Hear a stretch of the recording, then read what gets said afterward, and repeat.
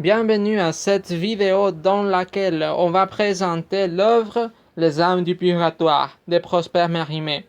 Cette vidéo a été amenée à bien par Poli Araujo Cecia Beatriz, Quintanilla Raimundo Néstor Eliseo, Sorto Vázquez Jaime Alexis et Soto Monteagudo Francisco et Ernesto pour les cours de littérature française 2. Alors, on y va.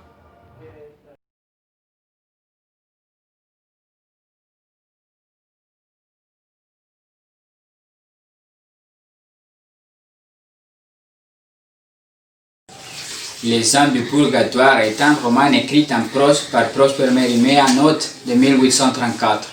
Il raconte l'histoire du personnage Don Juan, un homme qui a été élevé en bonne manière par ses parents, lesquels lui ont inculqué la peur du divin et l'office de guerrier. L'histoire se déroule principalement à la ville de Salamanca, en Séville, et c'est là que l'auteur principal, Don Juan de Marañón, rencontre des plaisirs qui le mènent vers une vie complètement éloignée de ses principes.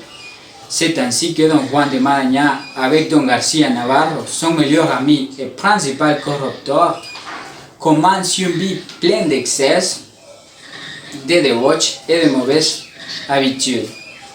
Don Juan, qui est un amoureux total des femmes, acquiert des dons de conquête et se vante de pouvoir conquérir toute femme qui attire son attention.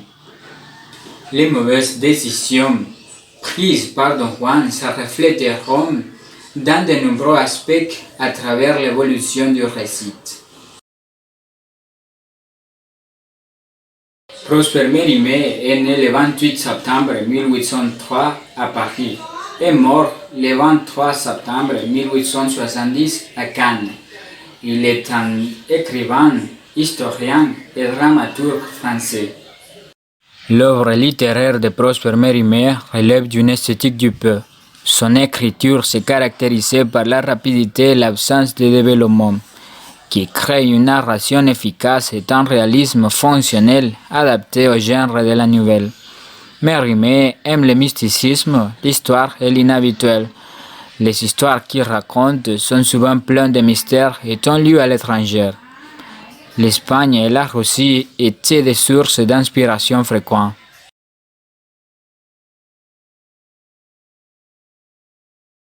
Voici le personnage principal secondaire de cette œuvre. Notre protagoniste est Don Juan Marañón. Toute l'histoire tourne autour de lui, ses nombreuses affaires amoureuses et les changements qu'il a vécu tout au long de sa vie.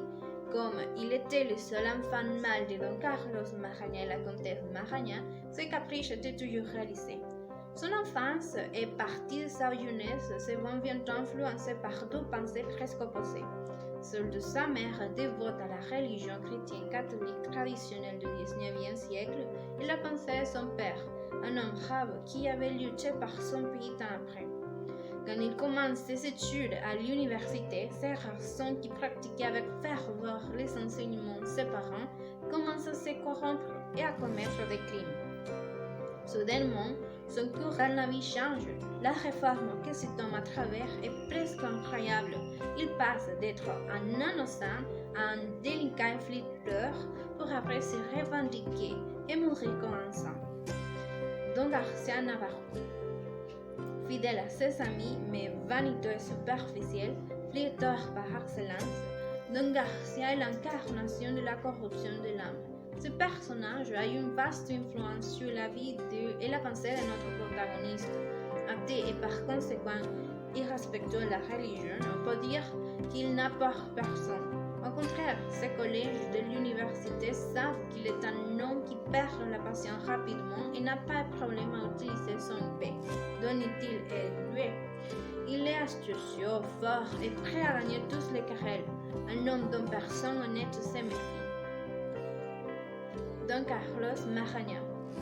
Père de Don Juan, comte Marañón est l'un des seigneurs les plus riches et les plus considérés qu'il avait à Séville. Fiers de ses aïeux, ils suivent leur exemple et luttent dans la guerre contre les morisques, prouvant ainsi son grand courage. Il souhaitait avoir un fils qui suivait ses pas, car il avait seulement des filles. Il enseigne Don Juan la bravoure, la loyauté et le respect envers son famille. La comtesse Maragna, mère de Don Juan, elle est une femme dédiée sincèrement et avec ferveur à la religion. Elle voulait que Don Juan suive son exemple, lui donnant force chapelets, scapulaires et médailles bénites, et lui faire apprendre aussi plusieurs orations et pièces de la Sainte Écriture. Doña Teresa d'Ojeda. Elle est la dernière fille de Don Alonso d'Ojeda et la première maîtresse de Don Juan. Elle tombe profondément amoureuse de lui et ne l'oublie jamais. Plus tard, elle devient la sœur Agathe. Quand elle connaît tout ce que Don Juan a fait, elle meurt de tristesse en répétant toujours « Il m'a jamais aimé ». Doña Fausta d'Ojeda. Fille aînée de Don Alonso d'Ojeda et sœur de Doña Teresa.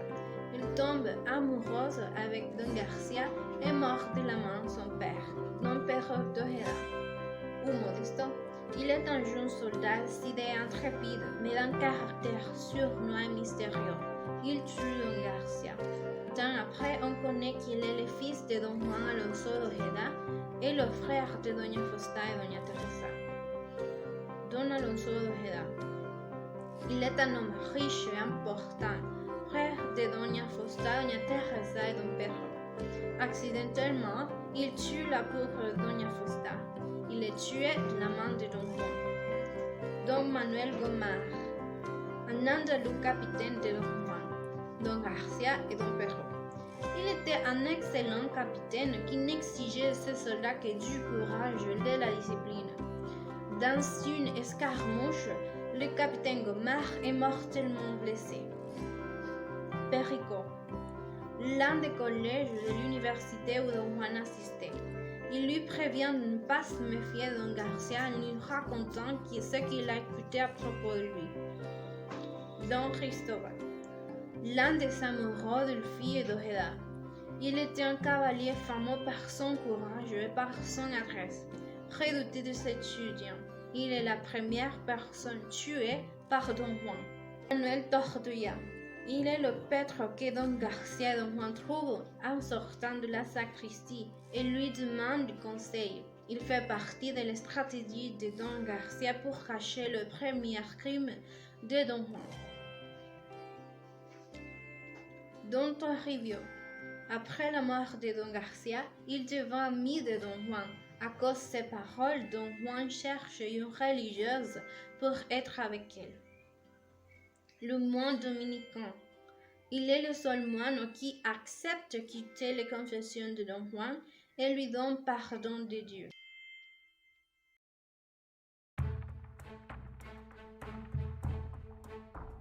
Don Carlos de Maraña est un homme d'une grande richesse et très respecté à Séville pour ses exploits héroïques dans la guerre contre les Morisques. Un homme dont 1000 histoires extraordinaires sont racontées. À son retour de la guerre, il a épousé une belle femme, qu'il a choisie pendant une longue liste de prétendants.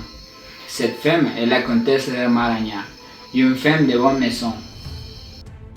De ce mariage sont nées de nombreuses filles, qui grandiront et se marieront par la suite. Également un fils aîné, Don Juan de Maraña, l'acteur principal de cette véritable histoire, est héritier de la fortune de Maraña. Juanito, étant enfant, a reçu tous les plaisirs et les soins de ses parents, et dans la maison, aucun des travailleurs n'osait le contredire. Il a toujours été inculqué de bonnes valeurs. Sa mère était une religieuse fidèle, qui aimait adorer et adresser des prières aux divinités. Son père, en revanche, lui apprend le métier de guerrier et de soldat. C'est ainsi que Juan, à l'âge de 18 ans, était tout à fait un homme, maniait l'épée mieux que son père et avait peur du divin. Ses parents, voulant qu'il acquiert d'autres talents importants, l'ont envoyé à Salamanque pour étudier à l'université de cette ville. De cette manière, Don Juan part pour Salamanque. L'université de Salamanque était alors dans toute sa gloire. Ses étudiants n'avaient jamais été plus nombreux, ses professeurs plus doctes. Mais aussi jamais les bourgeois n'avaient eu temps à souffrir des insolences de la jeunesse indisciplinable, qui demeurait ou plutôt régnait dans leur ville. Le premier jour de l'université, il rencontre Perico. qu'il avertit de quelqu'un appelé Don Garcia Navarro, lequel est un homme terrible avec une patience courte et une longue épée. Don Juan, ignorant ce qui est dit, connaît Don Garcia Navarro, qui est le fils d'un grand ami de son père. Don Garcia Navarro propose d'être son guide à travers la vie, et Don Juan accepte sans problème. C'est ainsi que commence une amitié pleine d'aventures qui corrompra et détruira les bonnes valeurs de Don Juan. Ce même jour, après l'université, Don Garcia invite Don Juan à l'église pour faire des prières et d'essayer de faire une bonne impression avec lui, après les choses dites par Perico. Là-bas, il rencontre les sœurs Doña Fausta et Doña Teresa. Elles étaient jeunes et jolies. Don Juan éprouve beaucoup de plaisir à regarder Doña Teresa et tombe amoureux avec elle. De la même manière, Don Garcia avec Doña Fausta. Don Garcia propose à Don Juan de donner une sérénade à ces deux femmes divines, afin de gagner leur amour. Ainsi qu'avec une guitare entre les mains de Don Garcia et de la soirée témoin, il se dirige vers la demeure de deux belles dames. La seconde partie de l'histoire commence quand Don Juan et Don Garcia sont allés mettre sérénade à Doña Fausta de Ojeda et à Doña Teresa de Ojeda. Don Garcia, ayant accordé la guitare, s'est mis à chanter d'une voix agréable, assez agréable et une romance. À la troisième ou quatrième chanson, Doña Teresa de Ojeda a dit: Juste au ciel, voici Don Cristóbal qui vient nous donner une sérénade. Éloignez-vous pour l'amour de Dieu, il arrivera quelque malheur. Mais Don Garcia dit: Nous ne cédons à personne une si belle place. Cavalière, dit-il premier qui avançait, les places prises. Et ces dames ne se soucient guère de votre musique. Donc, s'il vous plaît, cherchez fortune ailleurs. Avec ces mots, Don Cristóbal a mis l'épée à la main. Mais Don Garcia, avec une prestesse admirable, a mis son manteau autour de son bras et il a dit: À moi les étudiants, afin d'appeler au secours, mais il n'y avait personne environ. Alors, Don Cristóbal a dit: C'est un de ces faquins d'étudiants universitaires qui prétend nous empêcher de passer. Je vais lui apprendre ce qu'il en coûte pour s'adresser à mes amours. Don Juan, qui se trouvait au-dessus de la fenêtre la plus proche de Don Cristóbal, il a d'abord à se défendre contre lui. Don Juan n'avait que son épée et son manteau. Alors, vivement pressé par Don Cristóbal, il se rappelle fortement à propos d'une botte du Seigneur Hubertin, son maîtresse d'armes. Alors, il se laisse tomber sur sa main gauche et de la droite, glissant son épée sur la targe de Don Cristóbal. Alors, Don Juan la lui enfonça l'épée et Don Cristóbal est alors mort. Avant pas de la maison, Don Garcia s'arrêtait pour demander à son compagnon ce qu'il avait fait de son épée. Mon épée, a dit Don Juan, s'apercevant alors seulement qu'il ne la tenait plus à la main. Je ne sais pas. J'aurais probablement laissé tomber. Malédiction, a dit Don Garcia, et votre nom qui est gravé sur la garde. Don Garcia, rabattant son chapeau sur les yeux et se couvrant de son manteau le bas du visage pour n'être pas reconnu, s'est lancé, malgré les dangers au milieu de tous ces hommes ressemblés, espérant retrouver cette épée qui aurait indubitablement fait reconnaître le coupable. Don Juan le vit frapper de droite et de gauche, éteignant les lumières et culbutant tout ce qu'il se trouvait sur son passage. Don Garcia reparut bientôt, courant de toutes ses forces et tenant une épée de chaque main. Toute la patrouille le poursuivait. Ah, Don Garcia, a dit Don Juan en prenant l'épée qu'il lui tendait. Je vous remercie beaucoup. Alors, fuyons, a dit Don Garcia. Suivez-moi, et si quelqu'un de ces coquins vous sert de trop près, piquez-les comme vous venez de faire à l'autre. Après tout, ils ont réalisé que l'épée que Don Garcia avait ramassée n'était pas celle de Don Juan. Don Juan se rendit compte que ce n'était pas son épée et que Don Garcia s'était trompé. Et c'était vrai, bien sûr. Puis, Don Garcia fait une stratégie pour contourner la justice au cas où il serait découvert. Il parle avec un prêtre pour lui raconter une histoire fausse, lui faisant croire que quelqu'un avait échangé l'épée de Don Juan pour tuer à Don Cristóbal et bien sûr s'était enfui. Le prêtre croit à l'histoire de Don Garcia et leur dit de ne pas s'inquiéter parce qu'il va témoigner pour eux. Peu de temps après, Doña Teresa de Ojeda arrive chez Don Juan. Il dormait. Et quand il se réveille, Doña Teresa de Ojeda lui a dit qu'il avait vu comment il avait tué à Don Cristóbal. Eux que ne s'inquiétaient pas parce qu'elle avait son épée. Alors Don Juan était très content avec Doña Teresa de Ojeda parce qu'elle avait gardé son épée et il a dit merci beaucoup pour avoir gardé mon épée, vous avez sauvé ma vie.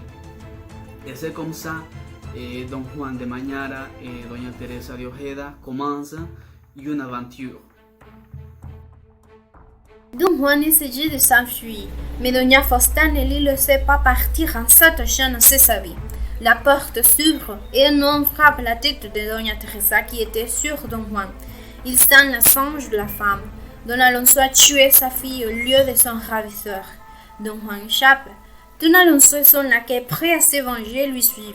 Les deux arrivent à lui donner un coup de paix. Et Don Juan, avec un mouvement involontaire pour se défendre, tue le père de Doña Fausta. Puis, il va chercher son camarade, et Don Garcia se rend compte que son ami a de sérieuses nuits. Il lui propose de s'emménager à Salamanque pour éviter la justice et se battre en Flandre. Personne ne va les trouver. Les deux amis partent ensemble, et quand ils arrivent à Salamanque, Don Juan change son nom pour ceux de Don Juan Carrasco. Ils s'embarquent après pour Civita Vecchia. Le voyage fait qu'ils subissent ses malheurs et goûtent quelques jours plaisir que l'Italie leur offrait. Ils trouvent des autres compatriotes et se mirent en route pour l'Allemagne. Arrivés à Bruxelles, ils s'enroulent dans la compagnie du capitaine Don Manuel Gomar et avec de la chance, ils survivent sans blessure. Malheureusement, la guerre commença avec le printemps. Dans une escarmouche, le capitaine Gomar est mortellement blessé. Il fait de Don Juan son héritier et lui donne une bourse qui contient tout ce qu'il possédait. Mais Don Garcia persuade Don Juan de parer à cet argent. Peu de temps après la mort du capitaine Gomar, un jeune soldat est mis comme recrue dans la compagnie où servaient Don Juan et Don Garcia, mais il était si mystérieux et silencieux qu'on lui appelait Modesto. La campagne finit par l'assaut de Vercopsun. Une nuit, où Don Juan et Don Garcia étaient en garde, ils ont eu une conversation où Don Garcia montre son côté athéiste et blasphème. Soudainement, on écoute un coup d'arquebus qui venait de la partie qui touchait au camp espagnol.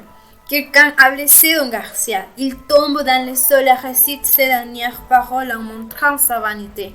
Les autres étaient convaincus que son assassin était Modesto, mais ils ne savaient pas la raison de son crime. Don Juan est triste et manque son ami.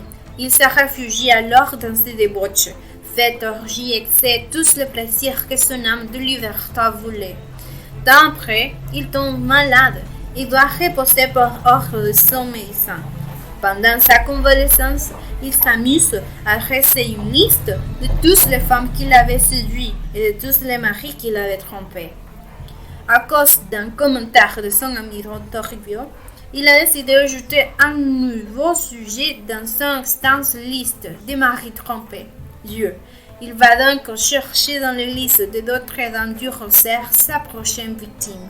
Ces cieux sont attirés par une genre religieuse qui les semble connue, mais ne peut pas se rappeler qui est cette fille ou où il l'a vue. 2 jours après, il déjà connaît son nom, Sœur Agatha. Quand la Sœur Agatha voit Don Juan, elle immédiatement lui reconnaît et s'évanouit, ce qui cause dans Don Juan le sentiment qu'il a presque accompli ce but. Le lendemain, après le service religieux, la sœur Agatha laisse tomber une pièce de papier pour que Don Juan puisse la lire. Dans cette lettre, on se rend compte que c'est Teresa qui l'a écrite.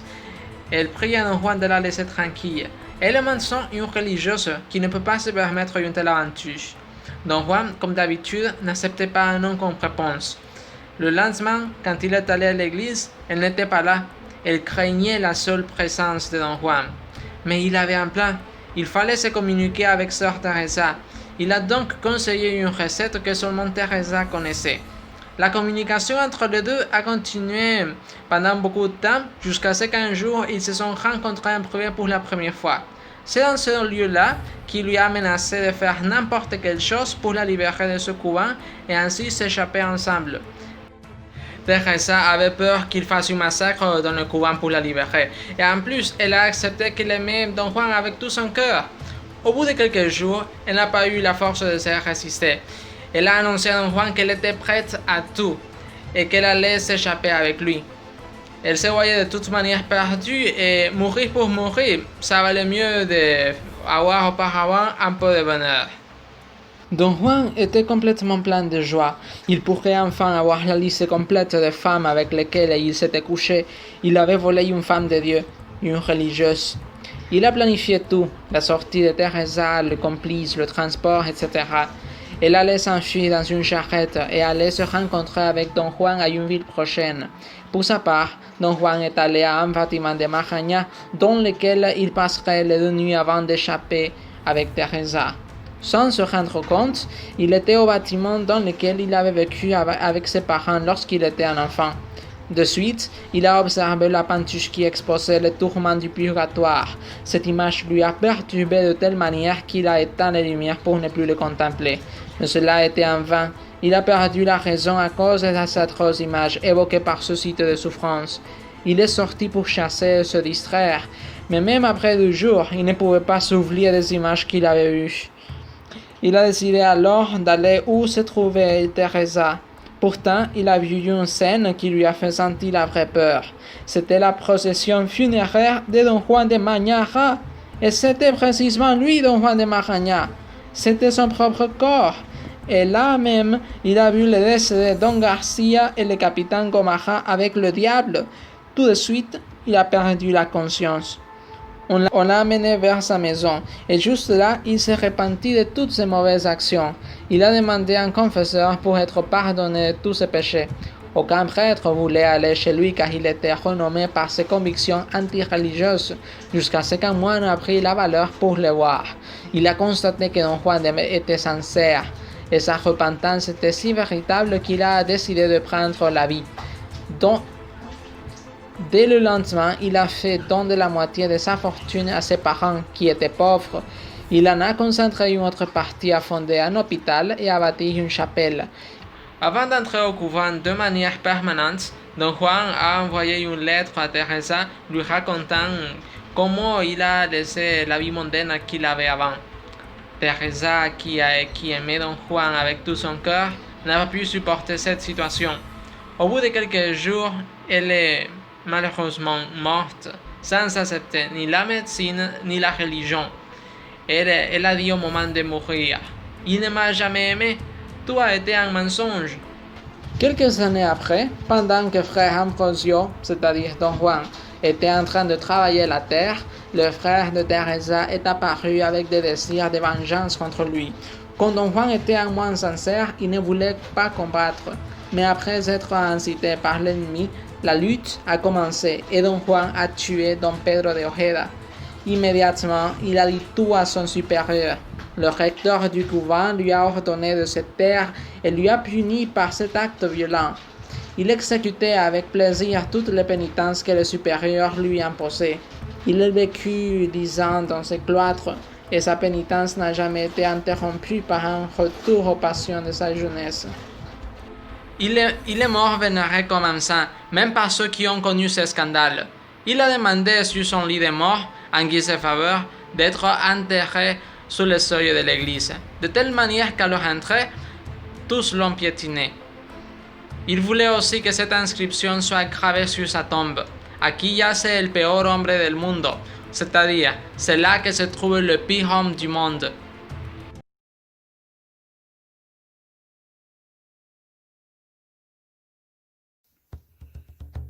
Nous avons conclu que l'influence de ce roman à cette époque-là était très importante parce que c'était une époque où le système catholique romain domine les esprits des gens par la peur en utilisant le concept de purgatoire pour garder leur système économique à flot.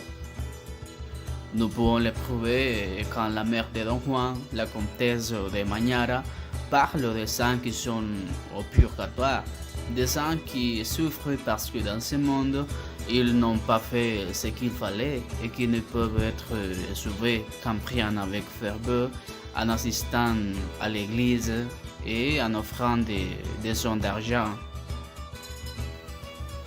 Bien sûr, comme Don Carlos de Mañara l'avait fait pour faire sortir un parent de lui, mais une autre chose que nous pouvons souligner est l'hypocrisie de la part des fidèles catholiques. Et nous pouvons le voir dans la partie où Don Juan et Don Garcia sont ivres et font des orgies avec les étudiants de l'université et commettent jusqu'à des assassinats. Et peu de temps après, ils sont chez un prêtre pour dire qu'ils étaient innocents. Il nous semble que c'est une critique au système catholique et de la propagande du purgatoire pour maintenir la population sous contrôle au moyen de la peur et aussi de l'hypocrisie des fidèles. Avec cette critique, Mérimée influence fortement dans la population parce qu'il essaie de faire penser les gens objectivement et aussi de critiquer le système hypocrite de l'Église catholique.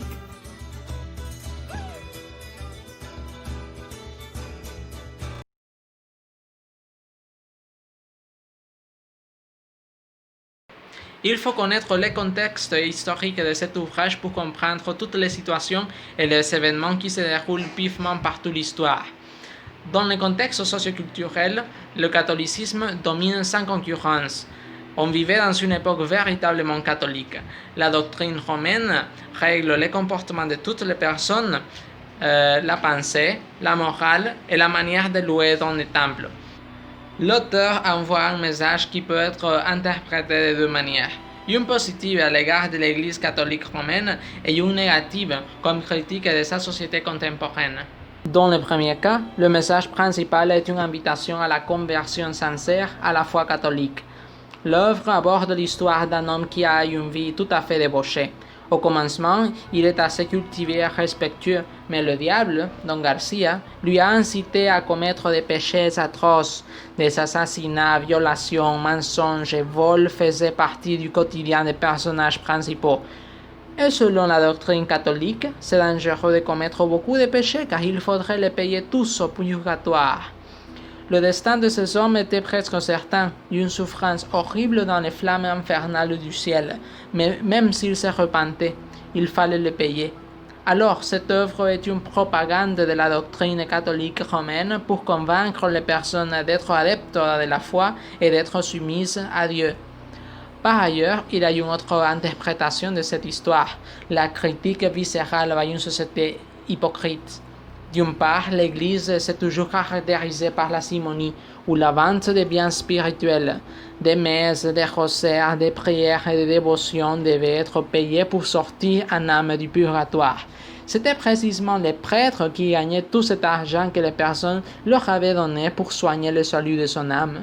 La tentation du pouvoir, comme les grandes familles, d'influencer, de faire pression, d'ordonner, d'exiger, d'imposer, de nommer soi-même un individu à un poste précis, est intemporelle.